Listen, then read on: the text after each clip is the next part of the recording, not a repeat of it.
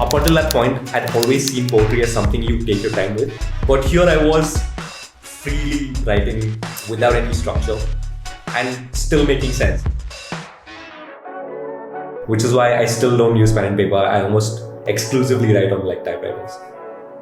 Hi, I'm Rahul. I sit in public spaces and write to strangers.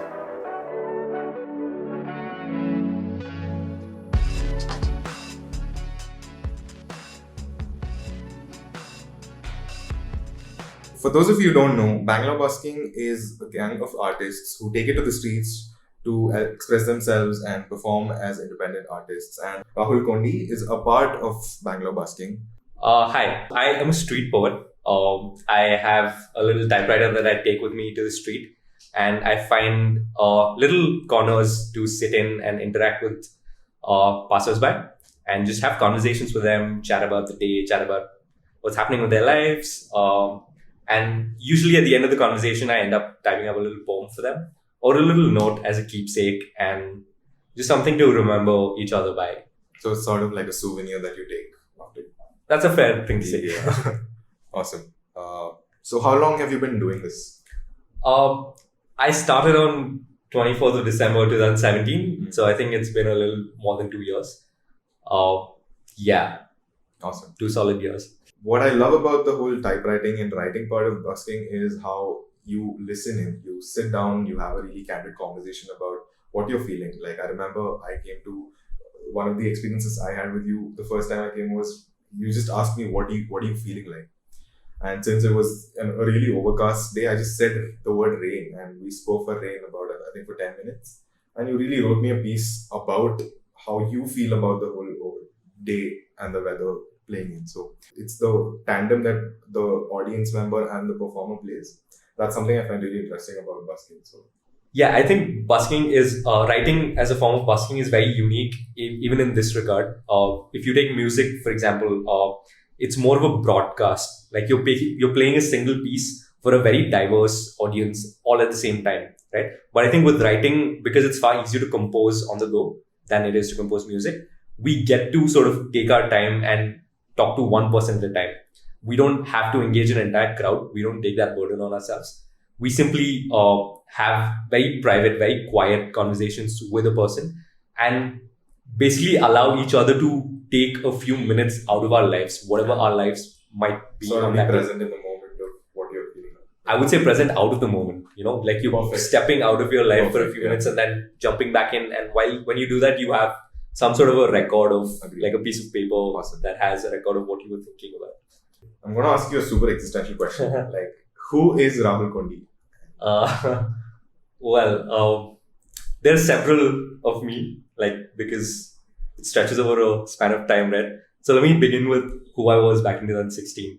A very awkward, introverted person who had very few friends, who wouldn't venture out too much. And even though I'd been living in the city for nearly a decade, the city wasn't really his, or he wasn't part of the city because he hadn't really ventured out, as I said.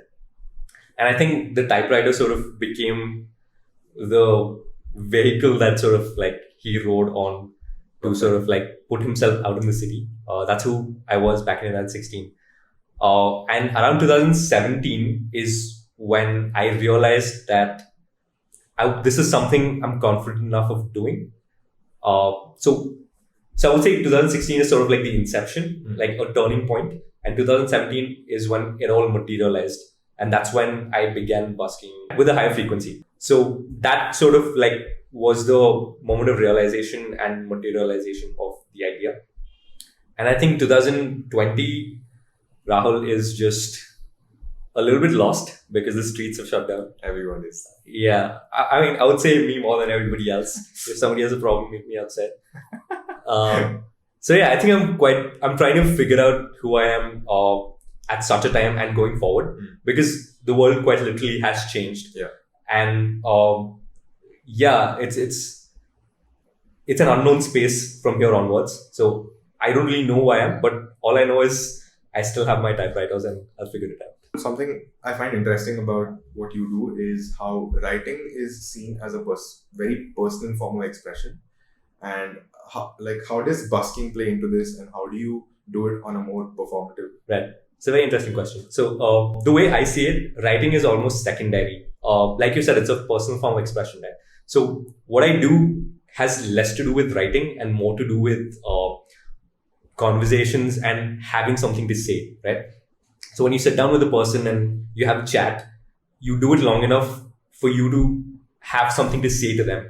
And once you've sort of latched on to something you want to say, it's up to you to figure out how you want to say it, right? So some people just talk back. Some people might doodle. I write.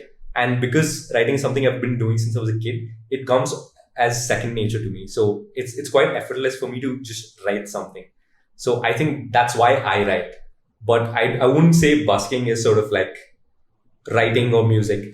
Ultimately, it's just a form of a way to say something you want to say to somebody, right? Perfect. How you do it is up to you. Yeah. So I think that's how writing sort of comes into this. Ultimately, it's about wanting to say something to someone and figuring out the best way to do it.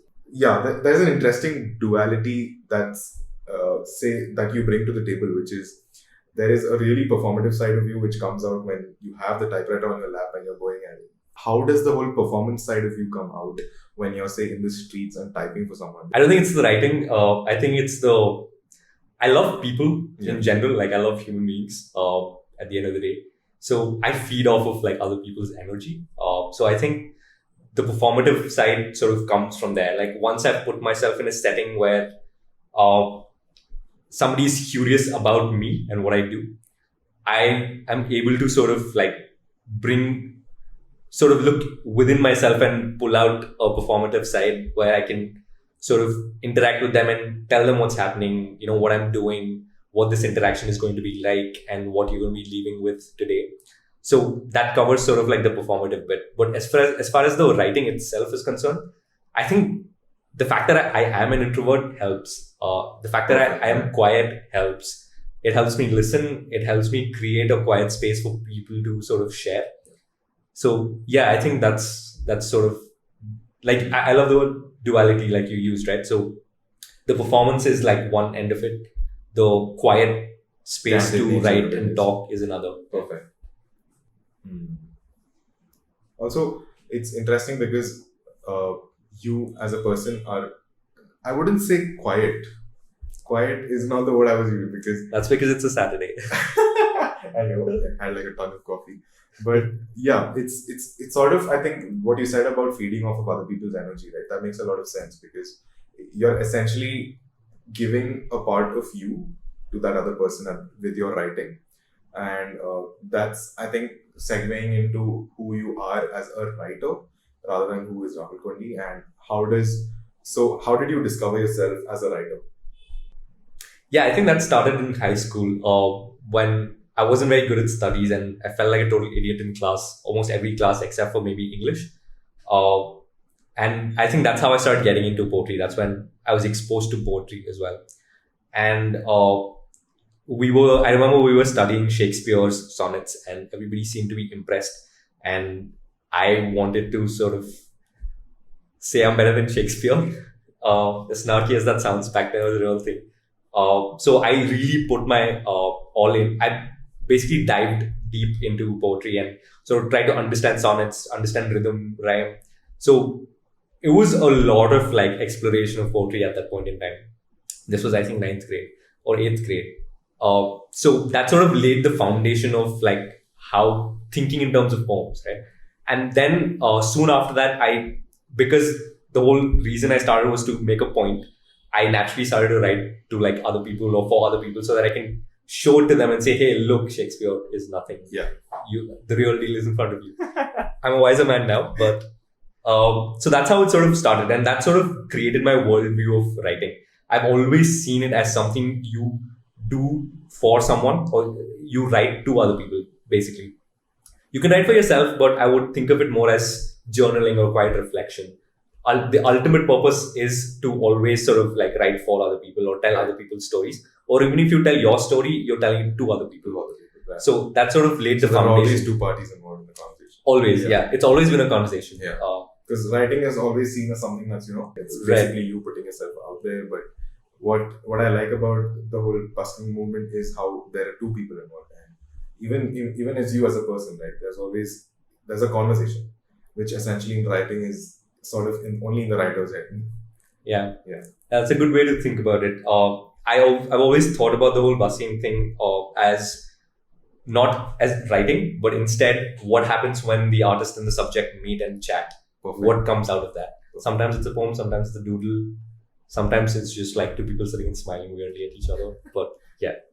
So how does busking tie into, like, writing tie into the whole Bangalore busking scenario? Right. I think that's one of the things that's unique sort of to what we do. Writing has traditionally not been a form of performance because, well, the nature of writing is that you sort of like, it's quiet and it's very non-visible, it's very non-visual, at least in a street setting. Right. It's a very personal thing. Exactly. Which is very unlike music, which is you can visibly see somebody perform and you can enjoy it. You can leave them tips at train stations, on the street, things like that. So these are the kinds of art forms that sort of like dominate that space. Even things like mimicry, right? Or even street magicians. So these are what are traditionally viewed as buskers. But I think the typewriter is like a unique instrument, at least in terms of establishing writing as an art form, Right. as a busking art form. Because it brings the noise, it brings the visual, it brings a very raw and authentic experience for anybody who interacts with us. Perfect. So I think that's how writing sort of fits into this space. It's still not formally recognized or like popularly recognized, even though there are lots of writers around the world that do this very thing, right? Like I personally know around like 20 to 30 outside of the country. Awesome. And we are 30 in this country, 30 to 40 in this country. So it's a growing art form, I would say, but it's still not nearly as popular as any of the other art forms. Where did your love for typewriter begin? Okay, so I think we have to go back to 2016 again. I took a random workshop on Church Street, and the guy who was hosting the workshop happened to have a typewriter, which is the first time I'd seen a machine like that. And he had a really beautiful deep green typewriter, and he was writing short stories on the spot. And it was a writing workshop, so I ended up writing a poem for him, and he ended up writing a short story for me.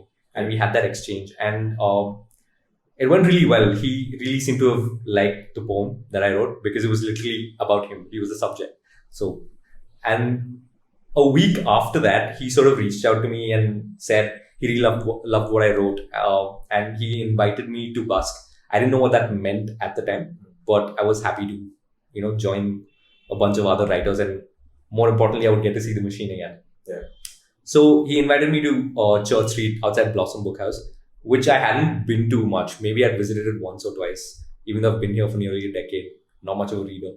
So I went there, and what I saw was that a bunch of artists were just making art and sort of like selling it off to raise some funds for a government school nearby. Two of the people from the group were from Teach for India, and they wanted to raise some money for stationery for their kids in school. Which was like such a great thing to sort of like be a part of. So much positive vibe, right? And that's when I sort of interacted with the machine again. I sat down and I wrote on the spot, which is something I'd never done, especially on a machine as unforgiving as a typewriter. There are no redos, there are no you can't erase anything. You have to start over again each time. The amount of paper that gets wasted, right? So it's very brutal in that sense. But I managed to sort of write poems on the spot, which was a slap in the face for me, because up until that point, I'd always seen poetry as something you take your time with. Even if you're writing for other people, right? You spend days and weeks thinking about concepts, thinking about the person, thinking about what you have to say, and sort of like compose these intricate pieces, think about the rhyme, think about the rhythm, think about the length of the lines. There's a structure to it, which you really have to... Yeah, and because my starting point was Shakespearean sonnets, that structure angle was like really big, right? But here I was freely writing without any structure and still making sense. So I think that was like a huge turning point. I suddenly saw it in new light. And the fact that I was able to do it and I had a positive experience, I think that made all the difference. That's almost the singular reason why I continue to do it. If I'd failed that day, I probably would have never gone back to it. Interesting. And because I did it on the machine for the first time, that sort of became a very integral part of the activity. I've never thought about doing it in any other way other than just writing it on a machine, which is why I still don't use pen and paper. I almost exclusively write on like typewriters. So Rahul, you mentioned that Bangalore Busking is a community of 30 to 40 people who are all artists, predominantly writers and doodlers and all forms of artists combined into Bangalore Busking. So how do you guys function? Say, how do you guys coordinate and sort of create art for other people? So when I started, it was just me, right? And Bangalore Busking was, or Bengaluru Busking, if you will, was literally just a hashtag. And the concept was anybody who does this form of art in the city can sort of like use that hashtag. So we're all connected in a sense, and all of us become more discoverable. And the more people I met on the street, the more people sort of got curious and they wanted to also do what I did. And that's how the community sort of grew. And more people started joining in. We started getting more writers, more doodlers, and we started experimenting a lot. And that's how we sort of grew. And once we sort of picked up steam, a lot of people sort of heard about us, and we started getting invited to big events and stuff. For example, Spoken Fest, which happens in Mumbai. And there's Commune. under 25, Commune. And there's under 25. We did that for 2 years. So all of these people sort of heard about us. And they sort of reach out to us and say, hey, can you do what you do on the street at these events? So we then sort of like talk amongst each other. We have like a little WhatsApp group. We just coordinate. And we sort of like organize there. We say, okay, this is the day, this is the time, who's available. And after that, we just like go to the venue and usually one person sort of takes care of logistics and things like that. Most of the time it's me. Because I'm usually the one coordinating with event organizers and things like that. So yeah, my main job is to sort of make sure that I create a space where writers and doodlers can do their thing and make sure that everything goes smoothly. And other people simply just tag along and yeah, they come, they have fun, and then they go back. So cool. It's very simple. Boringly simple, actually. No. It's beautiful. So, you've been doing this for like 3 years now. What have been some of the highlights, or should I say, some interesting moments that you realized, holy crap, I'm doing this? That's happened a lot. So I think every time I go to a major event, that sort of feeling sinks in. Like, wow. The size of it. Yeah, right? Compared to like a little corner on the bookshop to like major events in different cities. Right? But I think most importantly, it's the people I meet and the friends I make on the street. I think a good number of friends I have right now are literally people who I met on the street. And in terms of highlights, I think each person I met, like there's such an interesting story behind it, right? For example, I was really big on going to Blossoms every Saturday without missing, right? So I used to like maintain a streak. I think it ran for like 83 weeks. I didn't skip a single week, right? So I was very big on that. So I think around week 30 or something like that, I kind of got delayed. So I ended up like almost missing that day, but I sort of told myself, you know what, even if I go late, showing up is more important than, actually writing. Correct. So I said, okay, I'm doing this. And I drove to Church Street and I reached around 8:30 or 9 in the night. And it was raining heavily. But I still sort of like went to the bookshop and sat there, took some shelter. And that's where I met a friend of mine. And she was like holding an umbrella for me while I sat there, while I wrote for her. And that was such a good interaction. It's beautiful. And to this day, we're sort of friends and we speak very regularly. And like, yeah, she's like a pretty big part of my life and stuff. Awesome. So things like that, right? I think they are like the most important highlights of this entire experience I've had. Yeah. Sounds great. So you mentioned how it became like a routine. You made it sort of like a practice to go and sit there, regardless of how the output that day is going to be, which I've heard a lot of writers do this. And it's sort of like intentionally showing up is like the biggest part. Like you sit at a table and you write is like half the battle won. Yeah. How has that improved your writing? Doing that on a regular basis? That's a good question. So I think how it has helped me is, so you have an idea of your potential, right? Everybody, when you start out doing anything, you sort of have a vision of like what you want to do. Yeah. But once you put yourself out there week after week in such wildly different circumstances with such wildly different people, your idea of who you are or what you do breaks or shatters. And I think the fact that I kept doing it over and over again, my brain sort of in the background started developing or like improving my writing skill or like the way I express. Right? So I think all of this happened in the background. I didn't pay any attention at all. To me, it was just like talking to more and more people each day. But I think, the fact that I found more things to say sort of pushed my brain to come up with more ways to say things. Yeah, it opened a lot of things for you. Yeah. Super. So my next question is, what's next for Bangalore Busking or say Rahul Kondi? That's a big question. We're sort of exploring taking busking online, and we've done 2 such major events where we sort of written to people on Instagram, and it went really well, and we were able to organize ourselves really well as well. There's like 30 writers writing for around 50 to 60 people at online festivals and things like that. So I think that's definitely one direction to go in. Yeah. As far as like the streets are concerned, I don't think anybody knows at this point in time. We don't know what the world ahead of us looks like. But yeah, I think we'll have to wait and see and figure out where this takes us. Awesome. Yeah. So Rahul, thank you so much for coming on board. Your undying love for writing and speaking to people is really inspiring, and I would say it opened a lot of things for me as well, because I write for myself. And knowing that's how you started, it essentially says only doing it more and absorbing from people's energies is probably what will help you evolve as a writer, and probably helps you break out of your shell, right? It's essentially you telling the world that, hey, I'm here.